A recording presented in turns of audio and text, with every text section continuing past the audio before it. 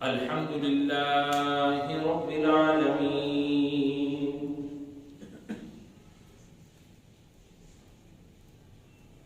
والعاقبة للمتقين والصلاة والسلام على أشرف الأنبياء والمرسلين أما بعد فأعوذ بالله من الشيطان الرجيم بسم الله الرحمن الرحيم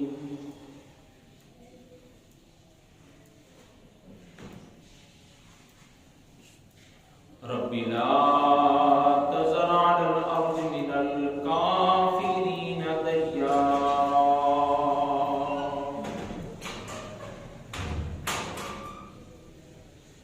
آمنت بالله صدق الله العظيم إن الله وملائكته يصلون على النبي يا أيها الذين آمنوا صلوا عليه وسلموا تسليما اللهم صل على سيدنا مولانا محمد وعلى آل سيدنا وأصحاب سيدنا مولانا محمد وبارك وسلم الصلاة والسلام عليك يا سيدي يا رسول الله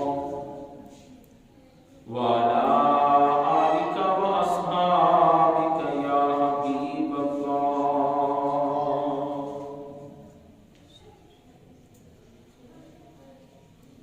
دل درد تو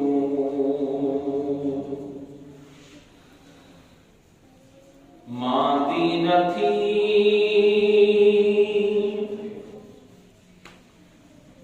دل درد تو ماندی نہ تھی اوکھے پہر ایویں ہوں دن ایویں ہوں دن ویسی گزر اصلوں نہ ڈر ظلمی کا ہر ایویں ہوں دن ایویں ہوں دن ہے عشق وچ مشکل بہو ہے عشق وچ مشکل بہو چک چلتے گھپ گل بہو اصل نہ ڈر ویسی گزر اوکھے پہر ایویں ہوں دن ایویں ہوں دن دل درد تو ماندی نہ تھی ظلمی کا ہر ایویں ہوں دن ایویں ہوں دن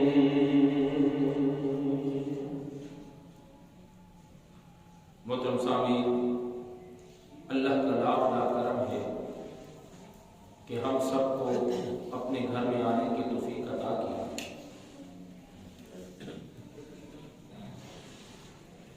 ہم رب کعبہ کی بارگاہ میں دعا کرتے ہیں کہ مولا جس طرح اپنے گھر میں آنے کی توفیق عطا کی ہے ایسے ہی آخری سانس تک ہم سب کو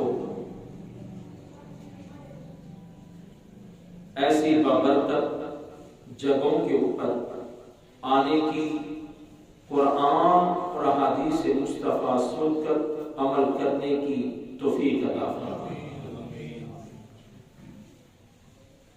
قرآن پاک میں اللہ رب العزت نے حضرت نوح علیہ السلام کی دعا کا تذکرہ کیا، ربی لا تذر علی الارض من الکافرین دیارا۔ اب دعا دو قسم کی ہوتی ہے، ایک دعائے خیر اور دوسری دعائے ضرر۔ اب اس آیت کریمہ کے اندر حضرت نوح علیہ السلام نے دعائے ضرر فرمائی، وہ کن کے لیے فرمائی؟ اپنی امت کے لیے فرمائی۔ میرا آج کا موضوع حضرت نوح علیہ السلام کی امت کے لوگوں پر ہے جو ایمان نہیں لائے تھے، تو آپ نے ان سے مایوس ہو کر، تنگ آ کر، اپنی جھولی کو پھیلا کر اللہ کی بارگاہ میں التجا کی۔ اللہ نے آپ کی التجا کو قبول فرمایا اور پوری کی پوری قوم، پوری کی پوری امت جو آپ پر ایمان نہیں لائی تھی، ساروں کو تباہ و برباد کر دیا۔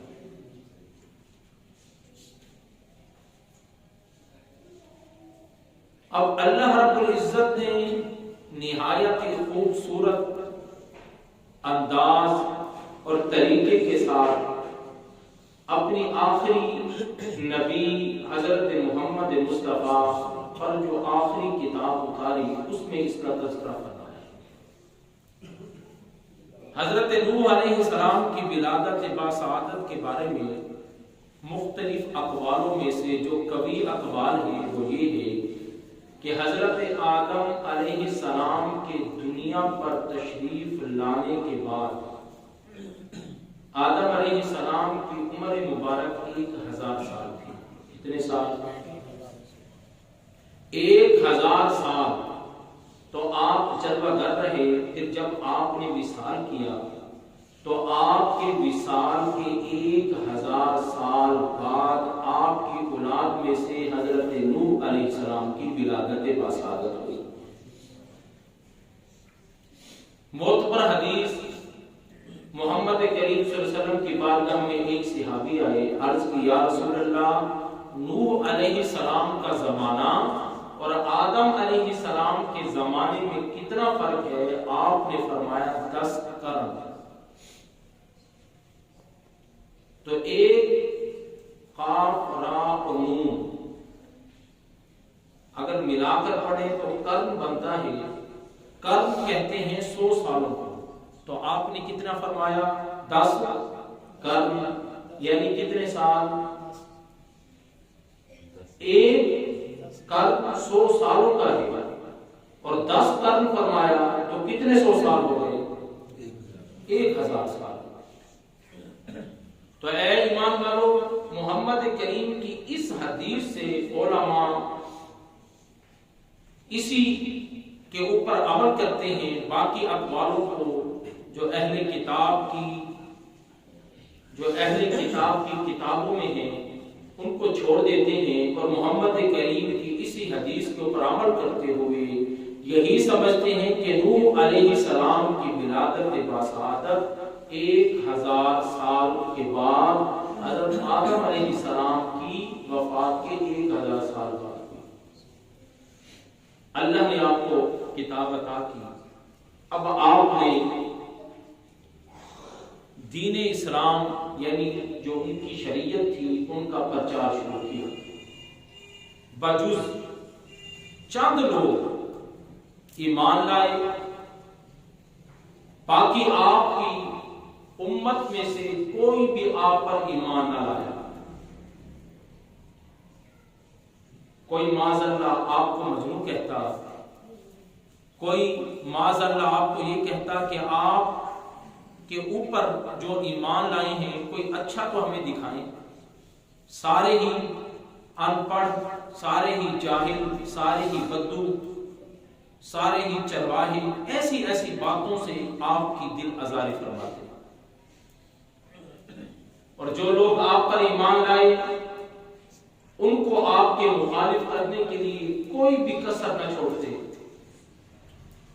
تو آپ نے انتظار فرمایا، اللہ نے آپ کی عمر طویل فرمائی، آپ کی عمر مبارک جو کبھی قول ہے اس کے مطابق آپ کی عمر مبارک 1700 سال، اس کے اوپر 80 سال، یعنی 1780 سال آپ کی عمر مبارک بنتی ہے۔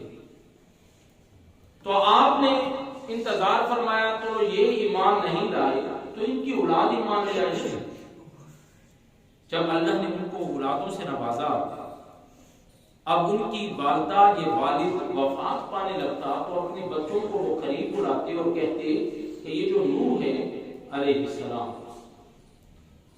یہ تمہیں اپنے دین سے ہٹاتا ہے، تمہیں اپنے بتوں سے دور کرتا ہے، تم اس کی بات نہ ماننا، معاذ اللہ یہ تو مجنون ہے، معاذ اللہ یہ تو پاگل ہے، یہ الٹی سیدھی معاذ اللہ باتیں کرتا ہے۔ جیسے کوئی بچہ پیدا ہو تو اس کو گھٹی لگائی جاتی ہے، تو وہ گھٹی کے اندر حضرت نوح علیہ السلام کی نفرت اپنے بچوں کے دل میں پیدا کرتے۔ تو جب آپ نے یہ سلسلہ دیکھا کہ میں نے تو یہ امید لگائی تھی کہ ان کے بچے مجھ پر ایمان لائیں گے، اگر ان کے والدین مجھ پر ایمان نہیں لائے تو ان کی نسل ایمان لائے گی، تو یہ تو نسل در نسل یہ تو اپنے بچوں کو نصیحت کر رہے ہیں، تلقین کر رہے ہیں، تو آپ تنگ ہو۔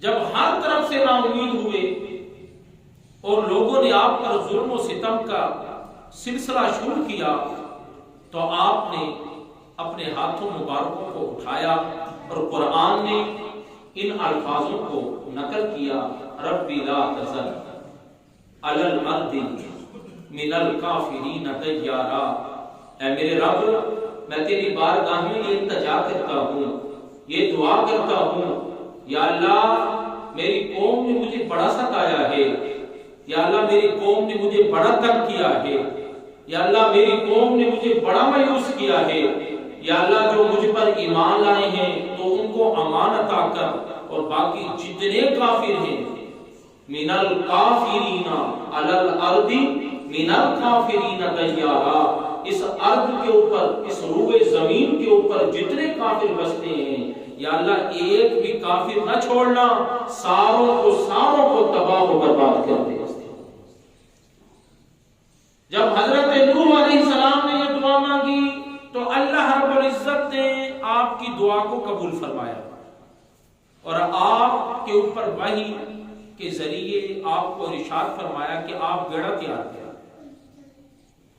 سب سے پہلے جو بیڑا تیار ہوا وہ اللہ کے حکم سے ہوا، یعنی کشتی تیار ہوئی، اس کو ہم کشتی تو نہیں کہیں گے، بہت بڑا وہ جہاز تھا، بہت بڑا بیڑا تھا، جو وہ تیار ہوا تو انہوں نے کیا، حضرت نوح علیہ السلام نے کیا، اور کس کے حکم پر کیا؟ اللہ کے حکم پر۔ اس کا نقشہ کس نے سمجھایا؟ سارا کا سارا اللہ رب العزت نے سمجھایا کہ اس طریقے سے آپ تیار کریں۔ تو آپ نے عرض کی مولا میں اتنی لکڑیاں کہاں سے لاؤں؟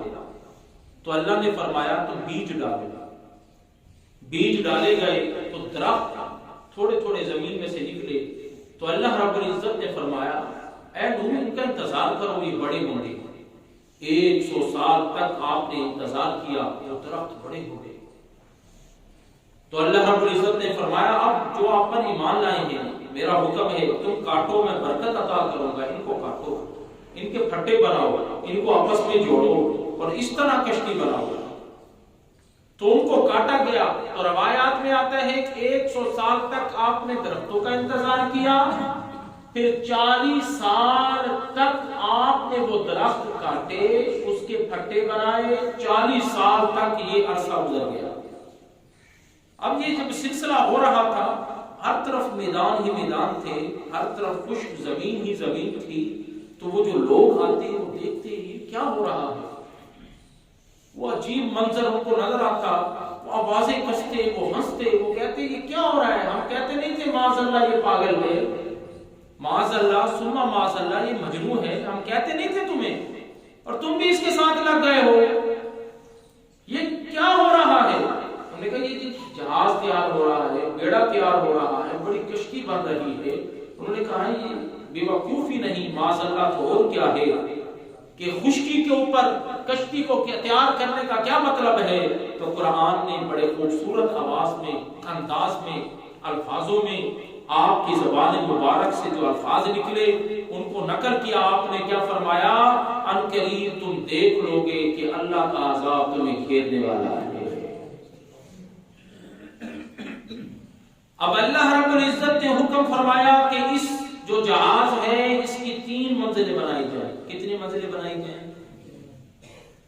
اور ہر منزل دوسری منزل سے جدا ہو، اس کا سسٹم علیحدہ ہو، اور اس کا کوئی بھی دروازہ نہ رکھا جائے کہ جو طوفان آنے والا ہے وہ اتنا خوفناک ہوگا کہ اس کے دروازے میں سے جو منظر دیکھے گا وہ بھی برداشت نہیں کر سکے گا۔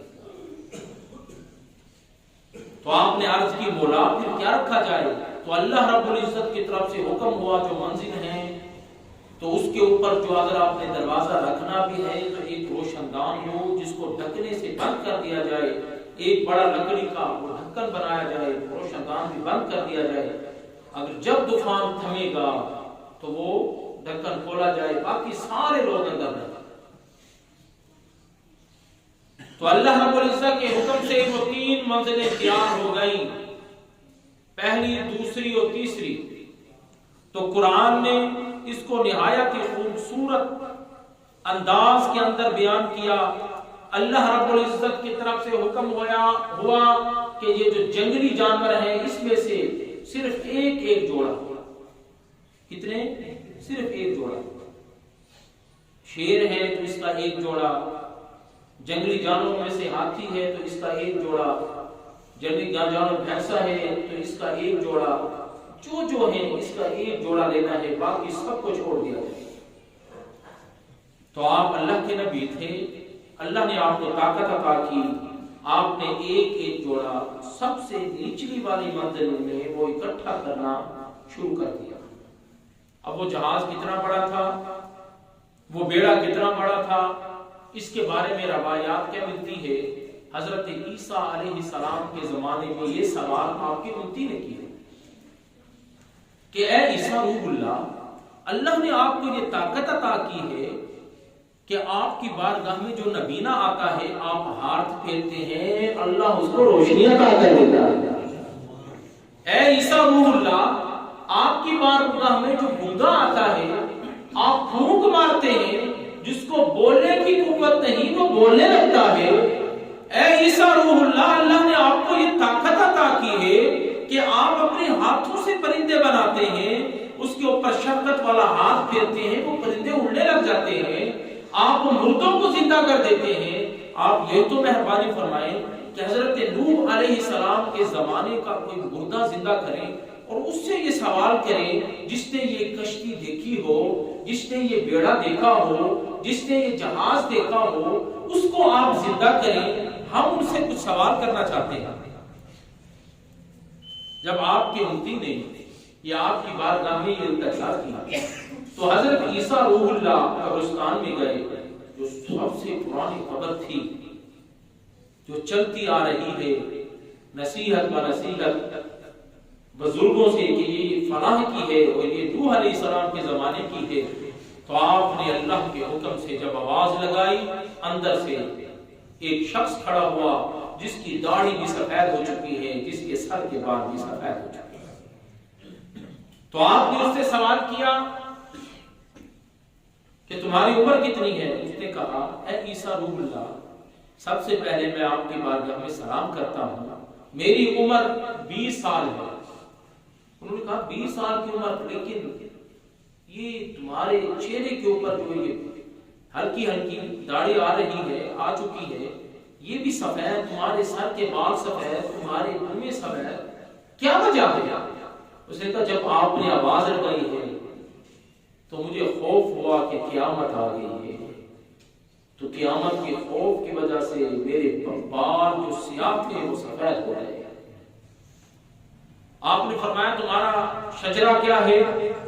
تو اس نے اپنا شجرہ سنایا جو نوح علیہ السلام سے ملتا ہے صرف ایک واسطہ سے۔ تو آپ نے فرمایا تم نے وہ بیڑا دیکھا تھا؟ تو عرض کی اے عیسیٰ رسول اللہ میں نے اپنی آنکھوں سے وہ بیڑا دیکھا ہے اور میں اس میں سوار ہوا تھا۔ تو آپ نے کیا ارشاد فرمایا کہ اس بیڑے کے بارے میں مجھے بتاؤ، یہ میری امت سوال کرنا چاہتی ہے کہ وہ بیڑا کتنا لمبا تھا، کتنا چوڑا تھا اور کیسے تھا؟ اس نے کیا کہا کہ یہ 3 منزلہ تھا جس طرح قرآن میں آیا ہے۔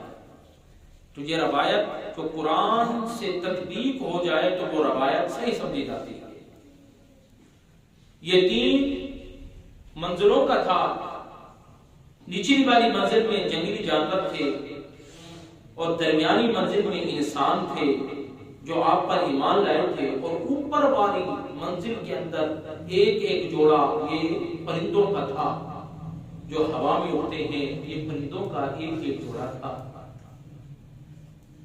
تو آپ نے فرمایا وہ لمبا کتنا 100 ہاتھ اس کی اونچائی تھی، یعنی ایک غز، ایک ہاتھ ایک غز، اور 100 غز کتنے فٹ ہو گئے؟ ماشاءاللہ میتھ تو آپ صاحب کی بہت اچھی جی 300 فٹ۔ تو 100 غز انہوں نے کہا اس کی کتنی تھی اونچائی تھی؟ ہماری مسجد کا مینار کتنے فٹ ہے؟ کسی کو کوئی علم میں ہے، معلومات میں ہے؟ میں نے ایک مرتبہ ملک صادق صاحب سے پوچھا تو یہ کتنے فٹ ہے؟ انہوں نے کہا یہ 45 فٹ ہے۔ کتنے فٹ ہے؟ 45 فٹ۔ اس کی اونچائی آپ دیکھ لیں تو یہ 45 فٹ ہے۔ اگر 300 فٹ ہو تو یہ کتنا بڑا بیڑا ہوگا؟ اور یہ اس وقت کس نے بنایا؟ حضرت نوح علیہ السلام نے بنایا، آپ کی امت نے بنایا۔ نہ تو اتنی جدید سائنس، آج کے دور میں بھی اتنا بڑا جہاز کوئی نہیں بنا سکتا جو اس وقت حضرت نوح علیہ السلام نے اللہ کے حکم سے بنا دیا۔ صرف ایمان کی بات ہے، صرف اللہ پر یقین کی بات ہے۔ ان لوگوں کے پاس کچھ بھی نہیں تھا، 300 فٹ بڑا اونچائی والا جہاز انہوں نے بنایا، وہ کشتی، وہ بیڑا بنایا، 300 فٹ اس کی چوڑائی تھی۔ انہوں نے یہ جواب دیا تو آپ نے دوبارہ ان کو قبر میں جانے کا حکم فرمایا۔ تو اے ایمان والو، اس کی اونچائی اور چوڑائی آپ نے سن لی، تو آپ نے درمیان والی منزل میں انسانوں کو رکھا، اوپر والی منزل میں پرندوں کو رکھا۔ اب اللہ نے حکم فرمایا، تمام مکمل ہوئے تو عرض کی بولا مکمل ہوئے تو اللہ رب العزت نے حکم دیا وفارت النور کہ نکل جاؤ پانی، زمین اپنا پانی تو چھوڑ دے۔ اب وہ یہ تنور تھا جو بی بی صاحبہ تھی جو نوح علیہ السلام کی عقیدت مند تھی، وہ کہا کرتی تھی اے نوح علیہ السلام میں تجھ پر ایمان لائی ہوں، لیکن جب یہ بیڑا تو تیار کرنا مجھے نہ بھولنا، مجھے ساتھ لے کر جانا۔ وہ ایمان والی جو عورت تھی وہ دائیا تھی، روٹیاں پکاتی تھی، تو اسی کے تنور سے یہ سلسلہ شروع ہوا۔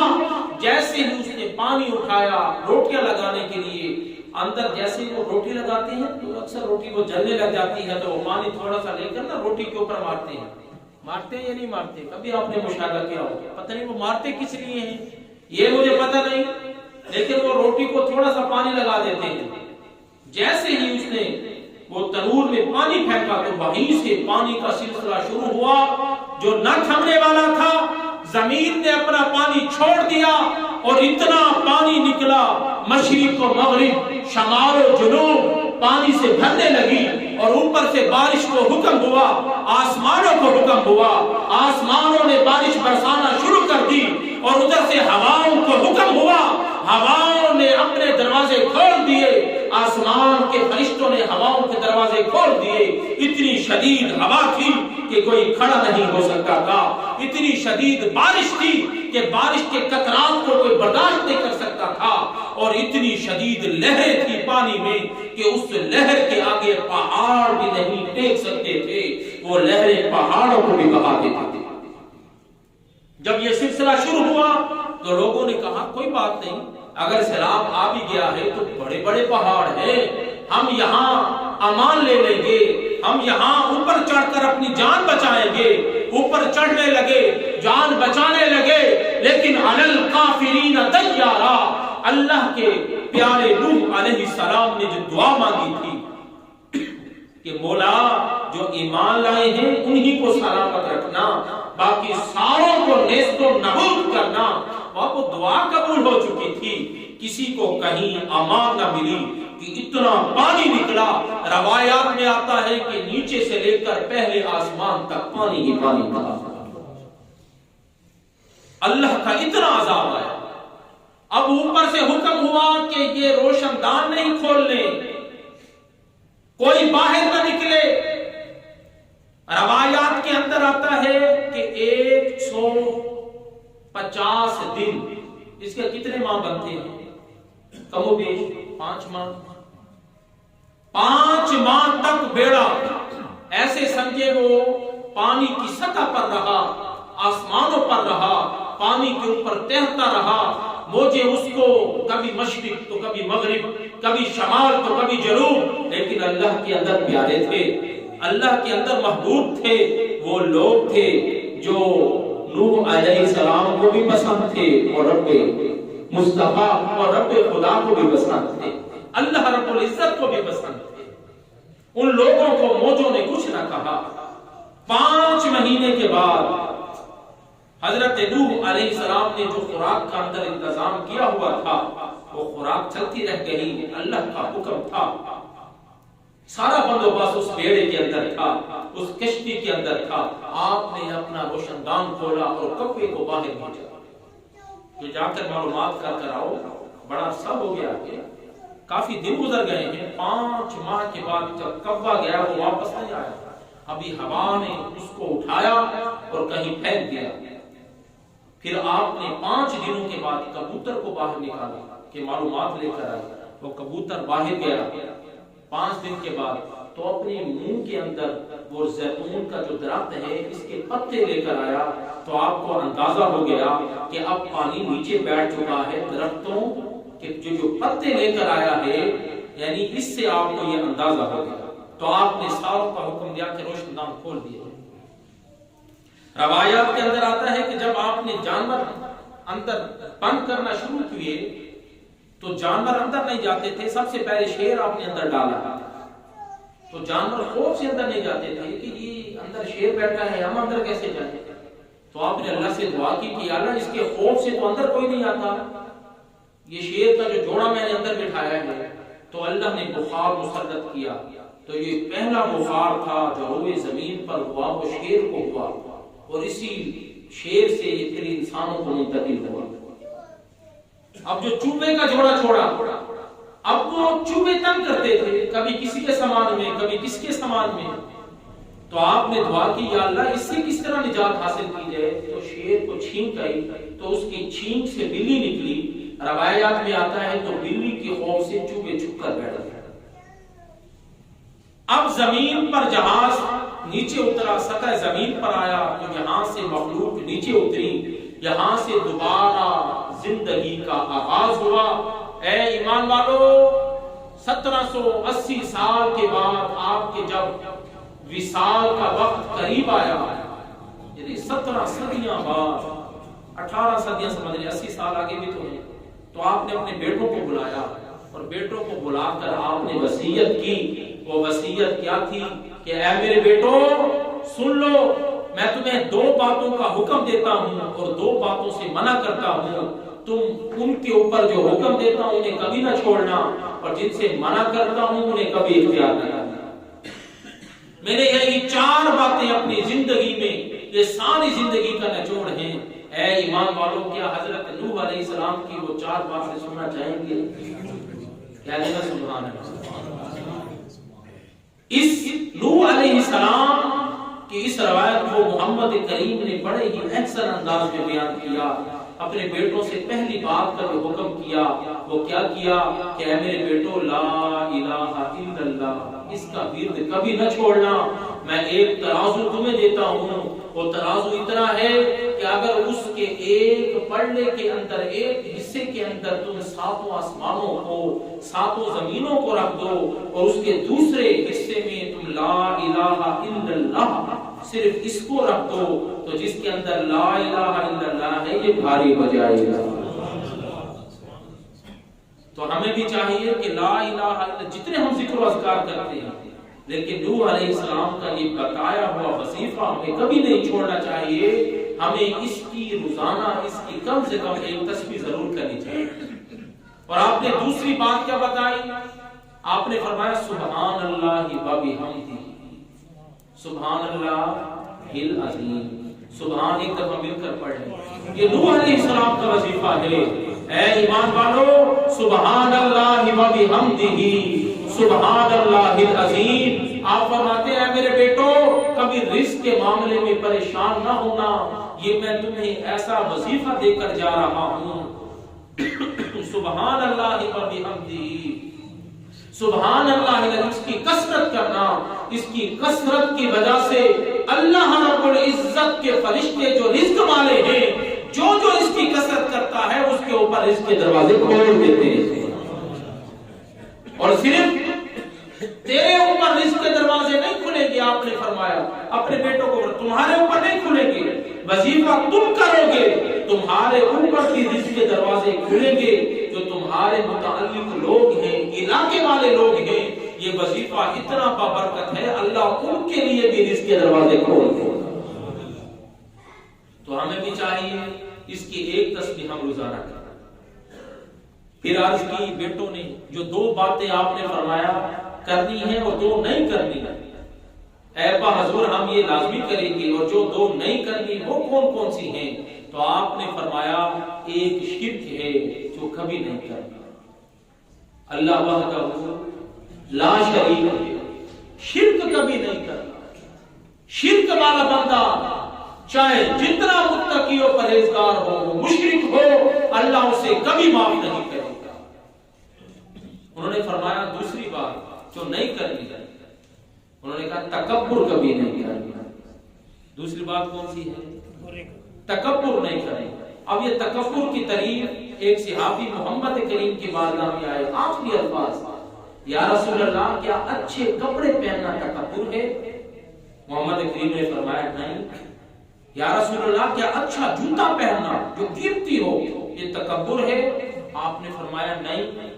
یا رسول اللہ کیا اچھی سواری پر سفر کرنا کیا یہ تکبر ہے؟ آپ نے فرمایا نہیں۔ پھر عرض کی یا رسول اللہ اگر مجھ سے لوگ محبت کرتے ہیں اور ہر وقت میرے ارد گرد رہتے ہیں، ہلکا احباب میرا وسیع ہے، کیا یہ تکبر ہے؟ آپ نے فرمایا نہیں۔ تو یا رسول اللہ پھر تکبر کیا ہے؟ ایک ہی جملہ محمد کریم نے فرمایا، اور یہ سارا نچوڑ ہے، یہ جملہ ذہن کیجئے گا۔ محمد کریم نے فرمایا تکبر یہ ہے کہ تیرے سامنے حق بات کوئی کرے، تیرے سامنے حق بات کوئی کرے اس کو نہ ماننا، یہ تکبر ہے۔ چاہے وہ بچہ ہے، چاہے وہ بڑا ہے، چاہے وہ جس درجے کا ہے، کر وہ حق رہا ہے، اب تو اس کی بات کو جھٹلا رہا ہے، یہ تکبر ہے۔ اور لوگوں کو اپنے سے کم تر سمجھنا یہ تکبر ہے۔ آقا کریم نے یہ 2 جملے ارشاد فرمائے، بولا ہمیں 2 باتوں پر عمل اور 2 باتوں سے بچنے کی توفیق دی۔